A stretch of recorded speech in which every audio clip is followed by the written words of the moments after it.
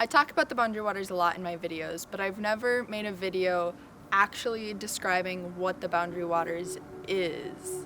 The Boundary Waters is technically a national wilderness area, but it's so much more than that, especially to me because I love it there. The Boundary Waters is an area of over 1 million acres, and that 1 million acres is all inside the Superior National Forest in Minnesota. It's up in the northern part of Minnesota. It butts right up to the border of Canada in the United States. It's a place to go canoeing and kayaking, and some places allow motors, so you can have boats, regulated motor sizes, and some places there are trails so you can actually backpack through the Boundary Waters as well. It's open year-round. You can go any time of year into the Boundary Waters. It's most popular in the summertime, but I last year experienced the Boundary Waters in the wintertime for the first time, and it was incredible. I highly recommend that. But make sure you know what you're doing, because it is a big deal to go camping in a wilderness in the winter. It is in the summer too, which is why I like to make these videos to share about how, what, where to do in the Boundary Waters. It's so meaningful to me that we have this place set aside in Minnesota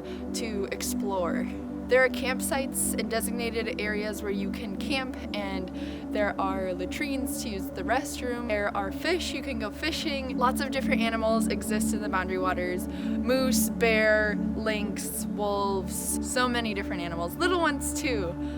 It's not surprising at all to me that the Boundary Waters Canoe Area Wilderness is the most visited wilderness area in the United States. Another cool thing is the Boundary Waters is recognized as a dark sky sanctuary, meaning that there aren't very many lights at all that pollute the night sky, so you can see incredible stars at night if you're up late enough to do so. In the summertime, it gets dark pretty late in northern Minnesota, so you gotta stay up to see it.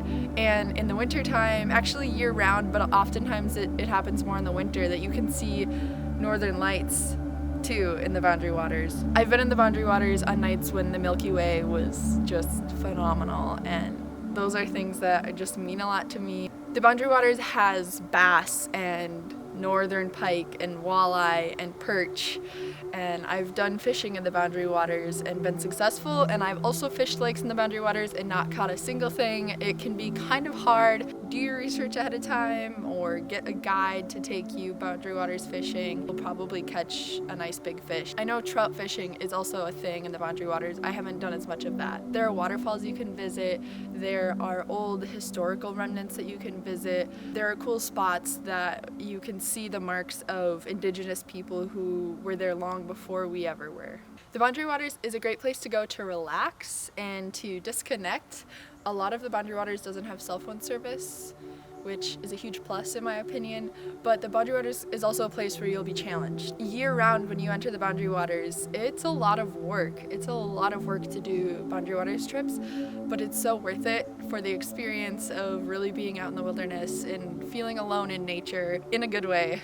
I don't know, I guess if you haven't experienced the Boundary Waters, I highly recommend going. My experience in the BWCA my entire life has been phenomenal. Even on days when it rained and I was cold, even when hard things happen in the Boundary Waters, those make for really good stories later, and even at the time, it's like refreshing.